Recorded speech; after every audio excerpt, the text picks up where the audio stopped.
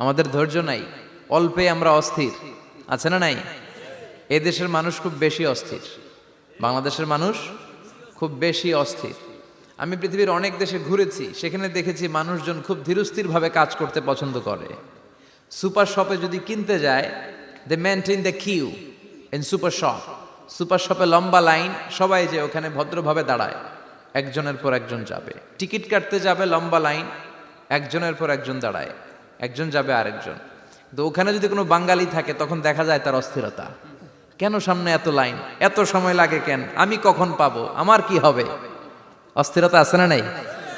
মানে সে পারে না সামনে সবাইকে ডিঙ্গিয়ে আগে যে টাকা পে করবে, আগে যে টিকিট কাটবে। এই অস্থিরতা আমাদের কমাইতে হবে, ধৈর্যশীল হতে হবে।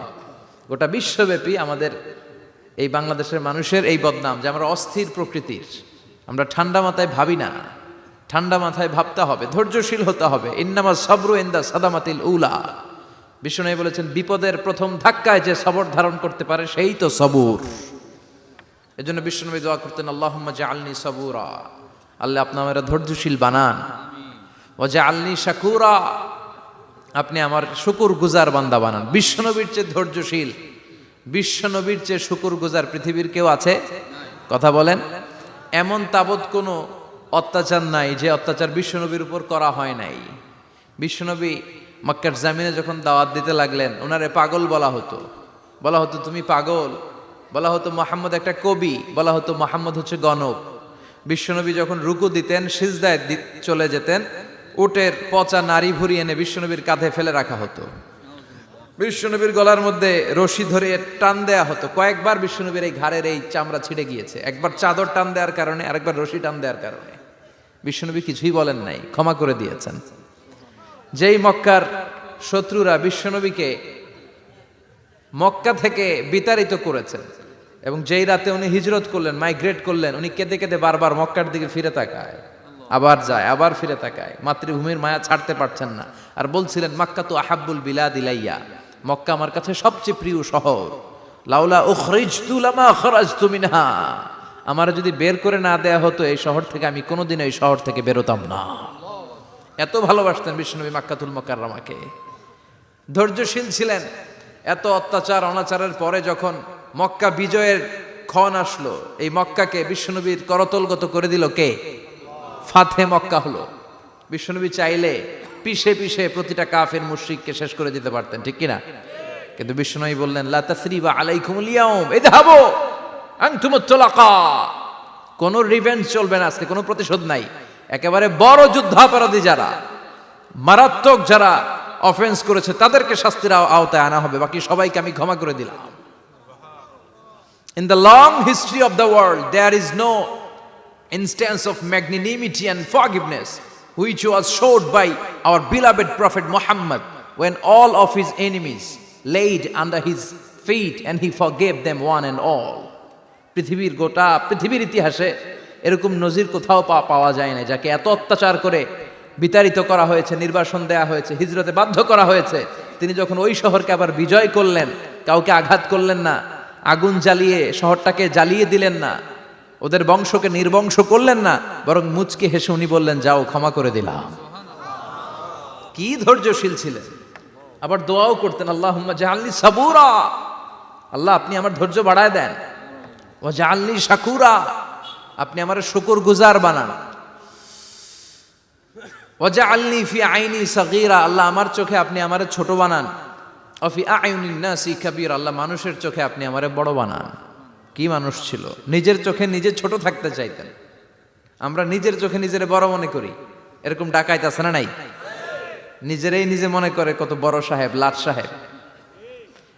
মান তাওয়াদা তারাফা, এটা হচ্ছে সুন্নাতুল্লাহি ফিল আরদ। মান তাওয়াদা তারাফা, যে নিচে নেমে থাকতে চায় আল্লাহ ওরে টেনে উপরে উঠায়, আর যে খালি উঠতে চায়, হিংসা করে অহংকার করে উপরে ঠেলতে চায়, ওরে নিচে নামায় দেয় কে? সাইয়েদনা আদমকে আল্লাহ বললেন, আদম সাল্লিমা আলা উলাইকান নাফার লাম্মা খালাকাল্লাহু আদামা ওয়া কানা তুলহু 60 যিরাআন। নিচে নেমে গেলে যে উপরে ওঠে, আর উপরে উঠতে চাইলে যে নিচে নামে, উদাহরণ দেখেন। আদম আলাইহিস সালামকে তৈরির পর আল্লাহ বললেন, আদম সাল্লিমা আলা উলাইকান নাফার, এই ফেরেশতাদের সালাম দাও। কি দাও? সালাম দাও। কোনো প্রশ্ন নাই, আল্লাহ সালাম দিব কেন? ফেরেশতারা আমারে দিব না কেন? আমি আগে দিব কেন? কথা আছে কোনো? যেই সালাম দিলেন, সালাম দেওয়ার সাথে সাথে ওনার মর্যাদা বাড়িয়ে দিল কে? এত মর্যাদা বাড়ালেন যে নূরের ফেরেশতারা মাটির আদমকে সেজদা দিতে বাধ্য হয়েছে। চিৎকার করে বলেন ঠিক কিনা? তুমি মাটির আদমকে প্রথম সৃষ্টি করিয়া ঘোষণা করিয়া দিলে শ্রেষ্ঠ বলিয়া, তাই তো নূরের ফেরেশতা করে আদমকে সেজদা, সবার চেয়ে সম্মান দিলে মাটির আদমকে। আল্লাহু আল্লাহু পড়েন, আল্লাহু আল্লাহু তুমি জাল্লে জালালুহু, শেষ করা তো যায় না গে তোমার গুণগান। আল্লাহু আল্লাহু সুবহানাল্লাহ পড়েন। কি সম্মান আল্লাহ বাড়াই দিলেন। আল্লাহ বললেন, আদম আজকে থেকে তুমি আশরাফুল মাখলুকা, তুমি খলিফাতুল্লাহ ফিল আরদ, তুমি পৃথিবীতে আমার খলিফা, ভাইস জেরেন্ট অফ আল্লাহ। আল্লাহর খলিফা, আল্লাহর আহকামগুলো পালনের জন্য ভাইস জেরেন্ট। চুরি করলে হাত কেটে দাও, কার আইন? এই কাজ আদম তুমি দুনিয়াতে যেয়ে করবা। জিনা করলে ডেথ পেনাল্টি, হেড অফ, শিরোচ্ছেদ করে দাও, কার আইন? খলিফা হিসেবে মানুষ এসে করবে। মানুষকে আল্লাহ আশরাফুল মাখলুকাত বানিয়ে দিলেন, নিচু হয়েছে বড় বানিয়ে দিলেন। আর শয়তানের অবস্থা কি? শয়তানকে আল্লাহ বললেন সেজদা দে আদমকে। শয়তান যুক্তি দাঁড় করিয়েছে, খালাকতাহু মিন তিন খালাকতানি মিন নার ওয়া খালাকতাহু মিন তিন। আল্লাহ আপনি আমারে বানাইছেন আগুন দিয়া, কি দিয়া? আগুনের ধর্ম উপরের দিকে ওঠে আর মাটির ধর্ম সে নিচে পড়ে থাকে, আমি কেন সেজদা দেব?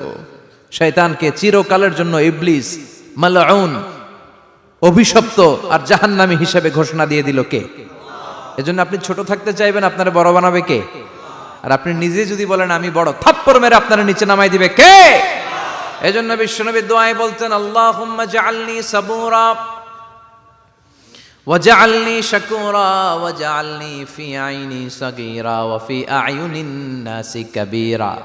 ও আল্লাহ, আপনি আমারে ধৈর্যশীল বানান, আপনি আমারে শুকরগুজার বান্দা বানান, আমার চোখে আমারে আপনি ছোট বানান, মানুষের চোখে আপনি আমারে বড় বানান। সুবহানাল্লাহ পড়েন। এজন্য সবসময় শুকরগুজার থাকার চেষ্টা করতে হবে। রাজি আছেন তো? যে কোনো মুহূর্তে, যে কোনো পরিস্থিতিতে আমরা শুকরিয়া করব কার? চিল্লায় বলেন কার? এই ভণ্ডামি এই দেশে আছে না নাই? দোদেল বান্দা কালমা চোরে না পায় শ্মশান, না পায় ঘোরে দিন থাকিতে আয়রে পথে ছাইড়া দে ভণ্ডামি, ভণ্ডামি ভণ্ডামি ভণ্ডামি, ছাইড়া দে ভণ্ডামি। আছে না নাই? নামাজ কালাম পড়ে না, ইবলিস শয়তানের নানা। আছে না? নামাজ নাই, রোজা নাই, নাচানাচি, নাচ গান, গোসল করে না, সারা বছরে করে একবার, ওই গোসলের পানি মুরিদরা খায় ফেলায়। আছে না নাই? নামাজ রোজা করে না, ইবলিস শয়তানের নানা, ধর্মের একখান খুঁটি ধইরা কয়দিন করবা হয়রানি, ভণ্ডামি ভণ্ডামি ভণ্ডামি, ছাইড়া দে ভণ্ডামি। ঠিক কি না?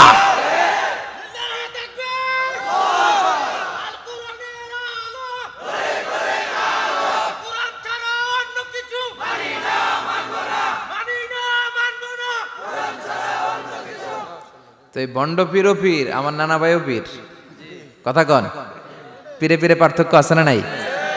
পীরে পীরে পার্থক্য আছে, এজন্য পীর চিন্তা হবে।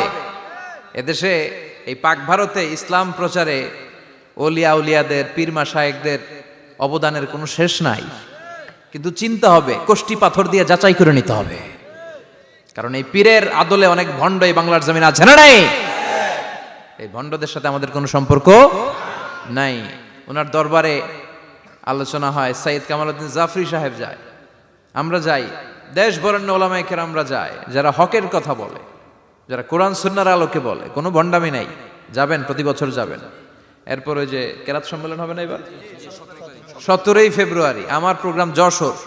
আমাকে অনেক বলেছিল থাকতে পারলে আমিও কোরআন নিয়ে কিছু কথা বলে আসতে পারতাম, শুনে আসতে পারতাম কারীদের তেলাওয়াত। যাবেন আপনারা, দাওয়াত করে দিলাম। আল্লাহ আজকের সভাপতিকে তুমি কবুল করো। তারপরে আজকে কথা বলেছে মাওলানা রফিকুল ইসলাম ভুইয়া সাহেব, আমাদের সভাপতি সিরাতুন নবী ফাউন্ডেশনের চান্দোলার। না, রফিক ভাইরে চেনে না এমন কেউ নাই, এজন্য আর কিছু বলতেছি না আপনার নামে। আল্লাহ রফিক ভাইরে তুমি কবুল করো। গোলাম কবির চৌধুরী আল আজহারি আসতে পারে নাই, আমার বন্ধু মানুষ, একসাথে পড়াশোনা করেছি। এরপর আমার এক মিতা মিজানুর রহমান আতিকি, আমরা আগে আলোচনা করেছে, আল্লাহ তাকেও তুমি কবুল করো। সালাত নিয়ে কথা বলতেছিলেন। সালাত আউয়ালু মা ইউহাসাবু বিহিল আবদু ইয়াউমাল কিয়ামাতি আস-সালাহ। কিয়ামতের দিন সর্বপ্রথম হিসেব নেওয়া হবে নামাজের, সালাতের। সালাত চিনেন তো? কুরবানির গোশত খাওয়ার মাঝখানে যেটা খায় ওইটা, হ্যাঁ, এটারে বাংলায় আমরা নামাজ বলি। কি বলি? নামাজ। বিশ্বনবী ইন্তেকাল করবেন, রুহু বের হয়ে যাচ্ছে, 2-3টা শব্দ বললেন, এর মধ্যে একটা ছিল সালাত। আর সালাত, উম্মতেরা নামাজ, নামাজ, নামাজ ছেড়ে দিও না। ওমা মালাকাত আইমানুহুম। মানুষ ইন্তেকালের আগে শ্বাস বের হয়ে যাচ্ছে, রুহু চলে যাচ্ছে, ওই মুহূর্তে কি জরুরি কথা বলে নাকি ফালতু কথা বলে? সবচেয়ে জরুরি কথাটাই তখন সে বলে যায়, ঠিক কিনা? কথা বলেন। বিষ্ণু বলেছিলেন নামাজ। তাহলে এই সালাতের গুরুত্ব আছে না নাই?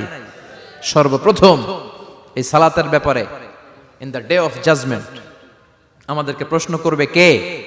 সালাতে কায়েম করো, সালাতে কায়েম করো, হবে সম্মানী তুমি, হবে জান্নাতি তুমি, হবে সম্মানী তুমি, হবে জান্নাতি তুমি। দিবে কাল হাসরে শীতল ছায়া আরশে আজিম। রব্বিয়াল আলা, রব্বিয়াল আযীম, রব্বিয়াল আলা, রব্বিয়াল আযীম। সুবহানাল্লাহ পড়েন। এজন্য নামাজ, নামাজ, এই নামাজ যাতে মিস হয়ে না যায়। সব মিস হতে পারে, নামাজ মিস হতে পারে না। আল্লাহ তুমি বুঝার তৌফিক দান করো। আজকে সকালে মহিলা সমাবেশে কথা বলেছে হাফেজ কারি আশরাফ আলী, কথা বলেছে কারি আব্দুল কাইয়ুম মিয়াজি। যারাই কথা বলেছে আল্লাহ সবাইকে কবুল করো। সঙ্গীত পরিবেশনায় ছিল কলতান শিল্পী গোষ্ঠী, আল্লাহ তাদেরকেও তুমি কবুল করো। আসেন আমরা আল্লাহর নামে 3টা তাকবীর দেই, গলা ফাটিয়ে আমার সাথে সাথে পড়েন আল্লাহু আকবার, আল্লাহু আকবার, আল্লাহু আকবার। আল্লাহ তুমি কবুল করো। আমি আপনাদের খেদমতে সূরাতু আত-তাহরিম থেকে ছোট্ট একটি আয়াতের অংশ তেলাওয়াত করেছি, যেখানে আল্লাহ তাআলা আমাদেরকে আহ্বান জানিয়েছে, ওহে বিশ্বাসীরা, পাপ হতে পারে, ভুল হতে পারে, অন্যায় হতে পারে, ওই অন্যায়ের উপর অটল থেকো না, আমার কাছে ফিরে আসো। কাম টু ইউর লর্ড, তোমার রবের দরবারে ফিরে আসো, ক্ষমার মতো ক্ষমা চাও, ক্ষমার মতো ক্ষমা চাইলে আমি সব ক্ষমা করে দেব। সুবহানাল্লাহ পড়েন। রব্বুল আলামিন বলেন, ইয়া আইয়ুহাল্লাযীনা আমানু তুবু ইলাল্লাহি তাওবাতান নাসুহা। ও বিশ্বাসীরা, ভুল করেছো, অন্যায় করেছো, পাপ করেছো, জুলুম করেছো, আমার কাছে ফিরে আসো, ক্ষমা চাও। ক্ষমার মতো ক্ষমা চাইলে সব গুনাহ মাফ করে দিতে পারে কে? পাপ নাই, গুনাহ করি নাই, এরকম কেউ আছি? কথা বলেন।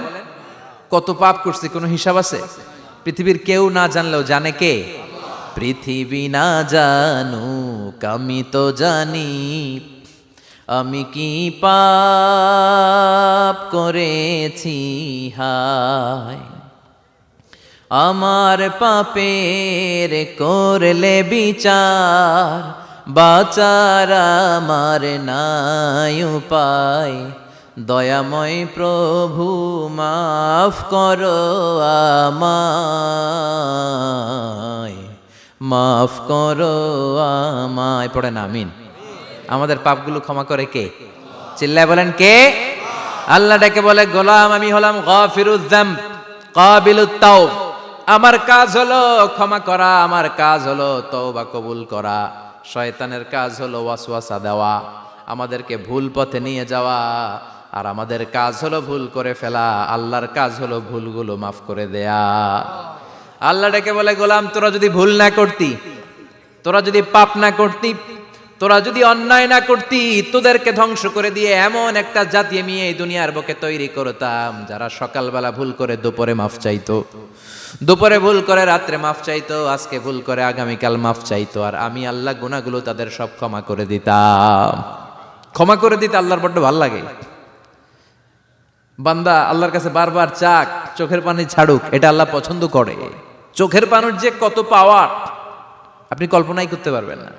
অনুশোচনার চোখের পানি, চোখ বেয়ে নাকের ডগা পেয়ে জমিনে পড়ার আগেই আল্লাহ এই বান্দারে মাফ করে দেয়। বিশ্বনবী ডেকে বলে, ও আমার উম্মতেরা শোনো, আল্লাহর কাছে দুনিয়ার মানুষদের 2 ফোঁটা পানি সবচেয়ে প্রিয়। এক হলো জিহাদের ময়দানে রক্তের ফোঁটা, দুই হলো অনুতপ্ত বান্দার চোখের পানির ফোঁটা। কত ভুল আপনি করেছেন, কত অন্যায় আপনি করেছেন, কত পাপ আপনার হয়েছে, কত মিথ্যা আপনি বলেছেন, কয় ওয়াক্ত নামাজ ছেড়েছেন, কয় লাখ টাকা ঘুষ খেয়েছেন, কত যৌতুক আপনি খেয়েছেন, কত মিথ্যা আপনি বলেছেন। আপনার পাপ যত বড় হোক, যত বিশাল হোক, যত বেশি হোক, আল্লাহর দয়ার পরিসীমা তার চাইতেও বড়। আপনার পাপ, আপনার অন্যায়, আপনার জুলুমগুলো যদি হয় খালের পানির সমান, বিলের পানির সমান, আল্লাহর দয়া সাগরের পানির সমান। আপনার পাপ যদি হয় সাগরের পানির সমান, আল্লাহর দয়া মহাসাগরের পানির সমান। আপনার পাপ আর অন্যায় যদি হয় পাহাড়ের সমান, আল্লাহর দয়া আকাশের সমান। আপনার পাপ যদি হয় আকাশের সমান, আল্লাহর দয়া আরশের সমান। এজন্য আল্লাহ বললেন, ইয়া আইয়ুহাল্লাযীনা আমানু তুবু ইলাল্লাহি তাওবাতান নাসুহা। ও আমার গোলাম, তুই তোর নিজেরে যত বেশি ভালোবাসিস তার চেয়েও আমি তোরে বেশি ভালোবাসি। তোর বাবা মা তোরে যত বেশি ভালোবাসে তার চেয়েও আমাদেরকে বেশি ভালোবাসে কে? আল্লাহ বললেন, ভালোবাসারে তৈরি করার পরে আমি 100 টুকরা করলাম। চিল্লায় বলেন কয় টুকরা? 99 টুকরা ভালোবাসা আমি আল্লাহ নিজের মধ্যে রেখে দিলাম। 1 টুকরা ভালোবাসা গোটা বিশ্বের সবার মধ্যে আমি ভাগ করে দিলাম।